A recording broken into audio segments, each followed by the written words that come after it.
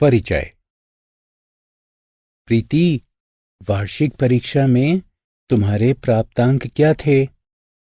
मैंने कुल 500 अंकों में से 400 प्राप्तांक हासिल किए। तुम्हारा प्रदर्शन कैसा रहा था, विनय? मेरा प्रदर्शन तुमसे बेहतर था। मैंने कुल 400 अंकों में से 320 प्राप्तांक हासिल किए। तुम ऐसा क्यों कहते हो कि तुम्हारा प्रदर्शन मुझसे बेहतर था, विनय? आसान है प्रीति। मेरे प्राप्तांक कुल अंक से केवल 80 कम है, जबकि तुम्हारे प्राप्तांक कुल अंकों से 100 कम है। क्या ये बिल्कुल स्पष्ट नहीं है कि मैं शिक्षा में तुमसे बेहतर प्रदर्शन कर रहा हूं? तुम्हारी तुलना गलत है, विनय। वास्तव में मैंने साबित किया है कि मैं एक बेहतर छात्रा हूँ, क्योंकि मैंने वार्षिक परीक्षा में अधिक प्राप्तांक हासिल किए हैं। इस पाठ में आप राशियों की तुलना करना सीखेंगे। उद्देश्य। इस पाठ के अंत में आप निम्न करने में सक्षम हो जाएंगे: अनुपात, समानुपात और एक एक विधि का उपयोग करते हुए राशियों की तुलना करना, प्रतिशत को परिभाषित करना, संख्या, भिन्न, दशमलव और अनुपात को प्रतिशत में बताना,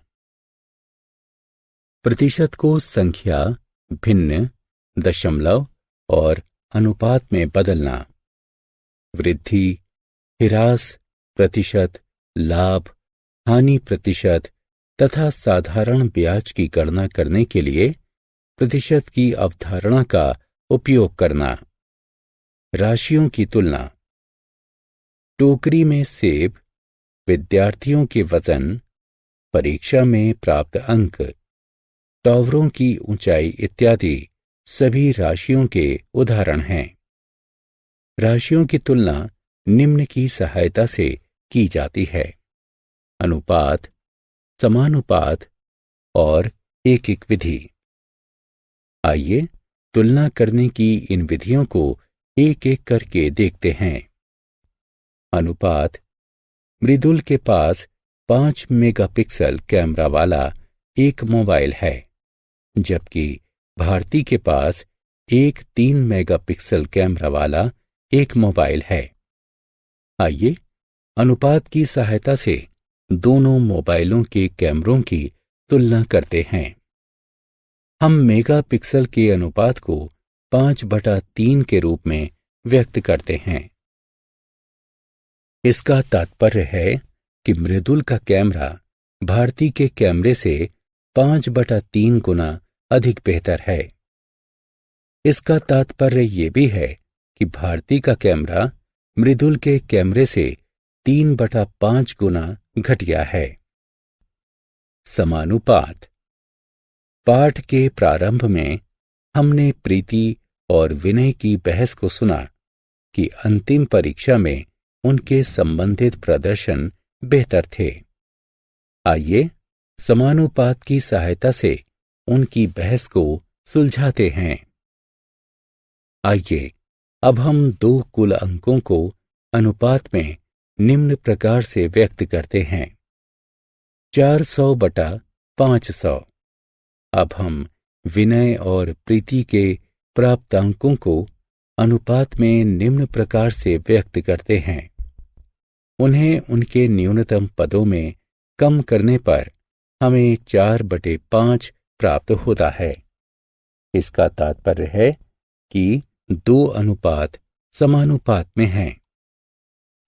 अतः प्रीति और विनय दोनों ही गलत थे। दोनों ने अपनी अंतिम परीक्षाओं में समान रूप से अच्छा प्रदर्शन किया। एक एक विधि। रणबीर और सतबीर बहुत अच्छे फुटबॉल खिलाड़ी हैं। अंतिम अंतरराष्ट्रीय मैच में रणबीर ने 60 मिनट में 3 गोल किए, जबकि सतबीर ने 30 मिनट में 2 गोल किए। सबसे तेज गोल किसने किए?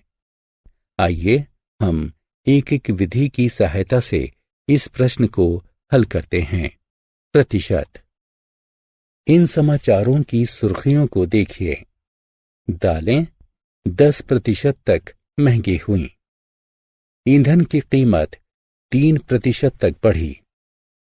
बेरोजगारी 5% तक बढ़ी। विजय ने पंचायती चुनावों में सुनीता की तुलना में 12% अधिक वोट प्राप्त किए। इन सभी सुर्खियों में एक ही बात समान है कि वे सभी राशियों की तुलना को दर्शाते हैं।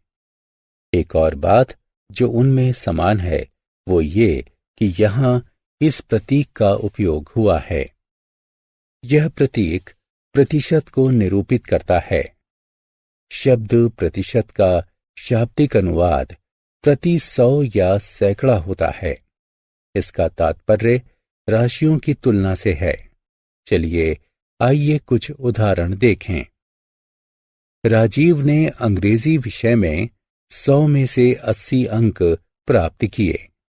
उसके प्राप्तांकों को कुल अंकों के अंश के रूप में 80/100 से व्यक्त किया जा सकता है।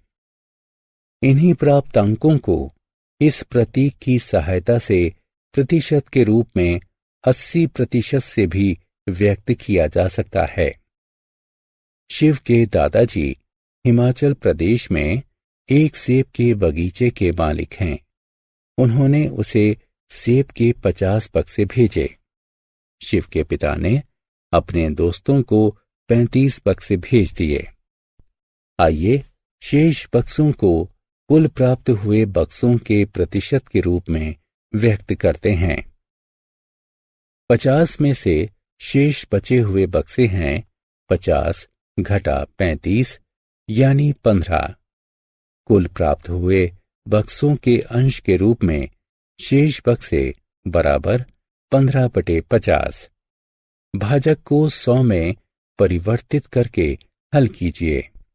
अतः शेष बक्से कुल प्राप्त हुए बक्सों का 30% हैं। आइए एक एक विधि की सहायता से उसी प्रश्न को करने का प्रयास करते हैं। 50 में से शेष बचे हुए बक्से हैं 15।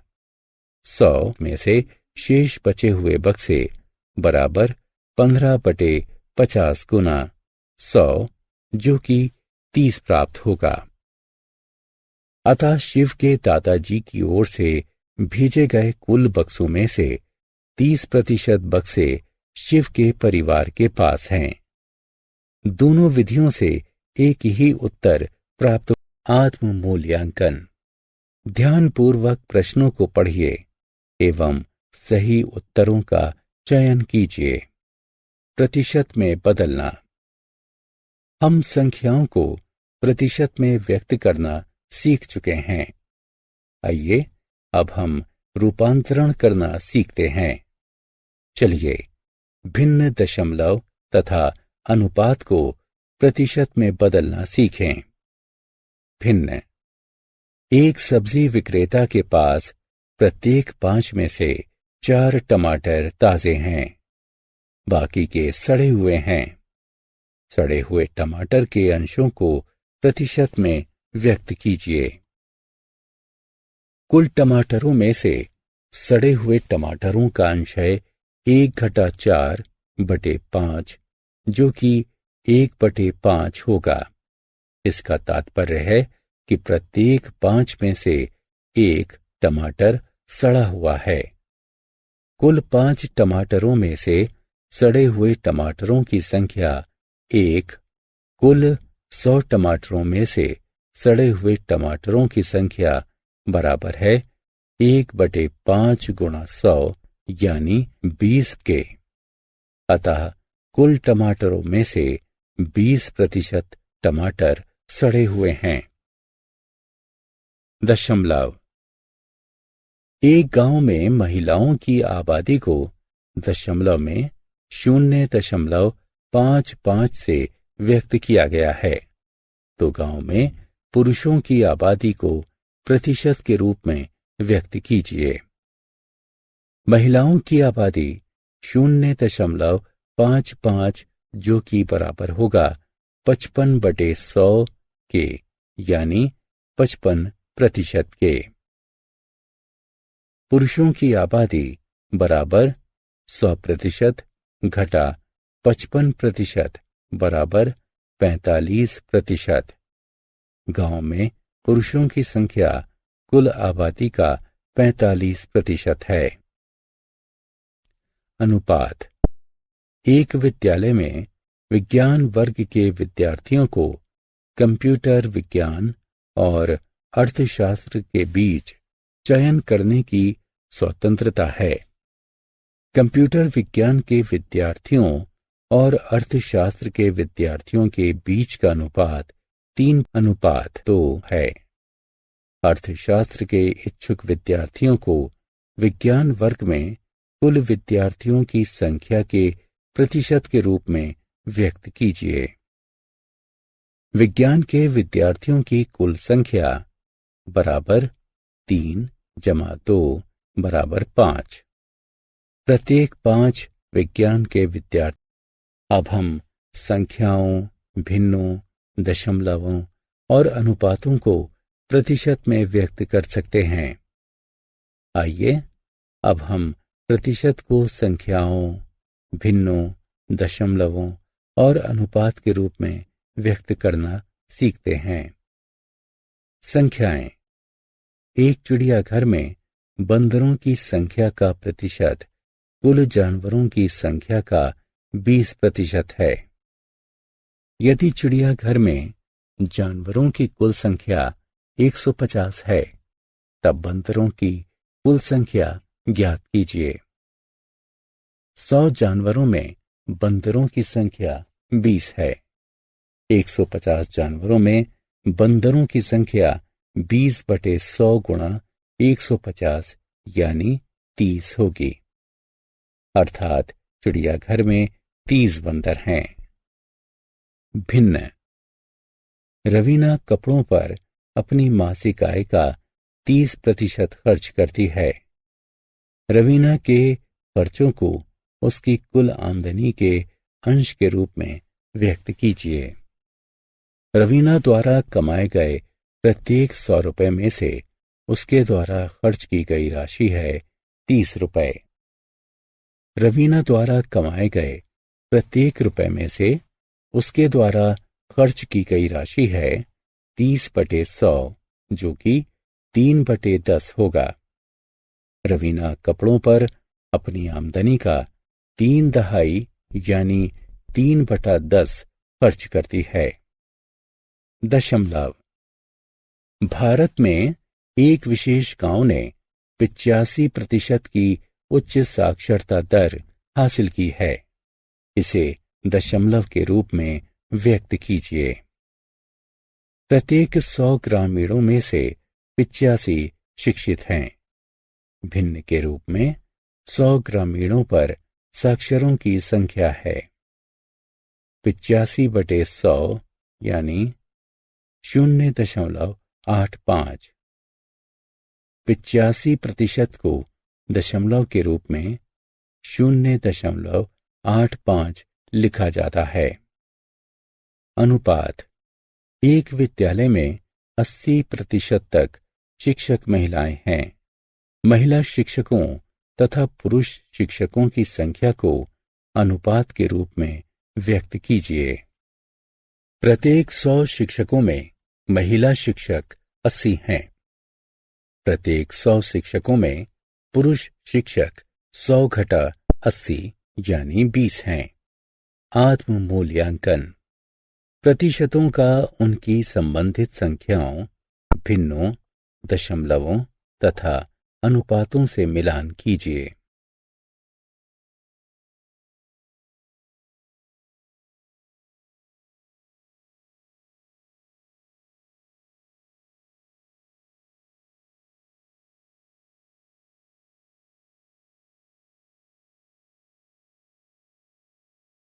प्रतिशत का उपयोग। कई वास्तविक जीवन की परिस्थितियों जैसे स्कूल फीस में वृद्धि, बिजली की आपूर्ति में कमी, उत्पादन आदि में वृद्धि इत्यादि को व्यक्त करने के लिए प्रतिशत का उपयोग किया जाता है। अब हम निम्नलिखित को दर्शाने के लिए प्रतिशत की अवधारणा का उपयोग करेंगे। वृद्धि या गिरावट में, लाभ या हानि में, साधारण ब्याज में, वृद्धि या कमी। वृद्धि या कमी का प्रतिशत बराबर वृद्धि या कमी बटे प्रारंभिक मान गुणा 100 होता है। पेट्रोल की कीमत में 50 रुपए से 60 रुपए की वृद्धि होती है। वृद्धि का प्रतिशत ज्ञात कीजिए। प्रारंभिक कीमत 50 रुपए, कीमत में वृद्धि बराबर नई कीमत घटा प्रारंभिक कीमत, जो कि बराबर होगा 60 घटा 50 यानी 10 रुपए के। वृद्धि प्रतिशत में 10 गुणा 100 बटे 50 बराबर 20% है। अतः ईंधन की कीमत में 20% तक की वृद्धि हुई है। लाभ या हानि, वह कीमत जिस पर उत्पाद को खरीदा जाता है क्रय मूल्य के रूप में जाना जाता है। इसे सीपी यानी कॉस्ट प्राइस द्वारा निरूपित किया जाता है। वह कीमत जिस पर उत्पाद को बेचा जाता है विक्रय मूल्य के रूप में जाना जाता है। इसे एसपी सेलिंग प्राइस द्वारा निरूपित किया जाता है। यदि विक्रय मूल्य क्रय मूल्य से अधिक होता है तो लाभ होता है। लाभ बराबर विक्रय मूल्य घटा क्रय मूल्य यानी selling price minus cost price. यदि विक्रय मूल्य क्रय मूल्य से कम होता है तो हानि होती है। हानि बराबर क्रय मूल्य घटा विक्रय मूल्य यानी cost price minus selling price. लाभ या हानि का प्रतिशत बराबर होता है लाभ या हानि बटे क्रय मूल्य यानी कॉस्ट प्राइस गुणा 100। आइए एक और उदाहरण देखें। एक दुकानदार एक एलसीडी टीवी 90,000 रुपए में खरीदता है और उसे 1 लाख रुपए में बेच देता है। उसके प्रतिशत में लाभ कितना होगा? हम जानते हैं कि क्रय मूल्य 90,000 है और विक्रय मूल्य 1 लाख रुपए है। अतः लाभ बराबर विक्रय मूल्य घटा क्रय मूल्य यानी 1 लाख घटा 90,000 जो कि 10,000 रुपए होगा। हम जानते हैं कि क्रय मूल्य 90,000 रुपए है और विक्रय मूल्य 1 लाख रुपए है। अतः लाभ बराबर विक्रय मूल्य घटा क्रय मूल्य यानी 1 लाख घटा 90,000 जो कि 10,000 रुपए होगा। लाभ का प्रतिशत बराबर है 10,000 गुणा 100 बटे 90,000 के, जो कि हल करने पर 11.11 प्राप्त होगा। दुकानदार एलसीडी टीवी पर 11.11% लाभ कमाता है। फर्नीचर मार्ट एक सोफे को 23,000 रुपए में बेचकर 15% का मुनाफा कमाता है। तो इसका क्रय मूल्य ज्ञात कीजिए। लाभ प्रतिशत बराबर विक्रय मूल्य घटा साधारण ब्याज। एक बैंक में लोग पैसा जमा करते हैं और उस पर ब्याज कमाते हैं। वे बैंक से पैसा उधार लेते हैं और उस पर ब्याज का भुगतान भी करते हैं। जमा राशि या ऋण राशि को मूलधन कहा जाता है। जमा या ऋण राशि पर देय ब्याज को प्रतिवर्ष मूलधन के प्रतिशत के रूप में व्यक्त किया जाता है, जैसे 2% प्रतिवर्ष। मूलधन को समान रखने तथा विशिष्ट वर्षों के लिए प्रतिवर्ष समान दर पर ब्याज की गणना करने की तकनीक को साधारण ब्याज के रूप में जाना जाता है। साधारण ब्याज यानी सिंपल इंटरेस्ट, जो कि SI से निरूपित किया जाता है। इसकी गणना करने का सूत्र इस प्रकार है: SI बराबर P गुणा T गुणा R बटे 100, जहां P का तात्पर्य मूलधन है, T का तात्पर्य है समयावधि से, जो कि वर्षों में है, R का तात्पर्य है ब्याज की दर से। निर्धारित वर्षों के पश्चात प्राप्त राशि या भुगतान की राशि की गणना इस प्रकार की जाती है: A बराबर P जमा SI। श्री राम एक बैंक में 3 वर्षों के लिए 1 लाख रुपए जमा करता है। प्रतिवर्ष ब्याज की दर 5% है। श्री राम को 3 वर्षों के पश्चात कितना ब्याज प्राप्त होता है? हम जानते हैं कि मूलधन यानी प्रिंसिपल 1 लाख रुपए है, समय यानी टाइम 3 वर्ष है, और ब्याज की दर यानी रेट ऑफ इंटरेस्ट 5% है। अब ब्याज का सूत्र लगाते हुए आपकी गणना करके हल करने पर हमें 15,000 प्राप्त होगा। अतः श्री राम 3 वर्षों के पश्चात ब्याज के रूप में 15,000 रुपए प्राप्त करता है। वरुण प्रति वर्ष 10% की दर से पैसे उधार लेने के 2 वर्षों के पश्चात एक बैंक को ब्याज के रूप में 20,000 रुपए का भुगतान करता है। ऋण की राशि की गणना कीजिए। यहां ब्याज 20,000 रुपए है, समय 2 वर्ष है और ब्याज की दर 10% है। अब हम सूत्र लगाकर इसकी गणना करें। आत्म मूल्यांकन। विकल्पों को उठाकर उनके सही स्थान पर रखें। सारांश। आइए हमने जो कुछ सीखा है उसे संक्षेप में दोहराएं। राशियों की तुलना अनुपात, समानुपात, एक विधि तथा प्रतिशत का उपयोग करके की जाती है। प्रतिशत का तात्पर्य प्रति 100 या सैकड़े से है। संख्याओं, भिन्नों, दशमलवों तथा अनुपातों को प्रतिशत के रूप में व्यक्त किया जा सकता है। प्रतिशत को संख्याओं, भिन्नों, दशमलवों तथा अनुपातों में बदला जा सकता है।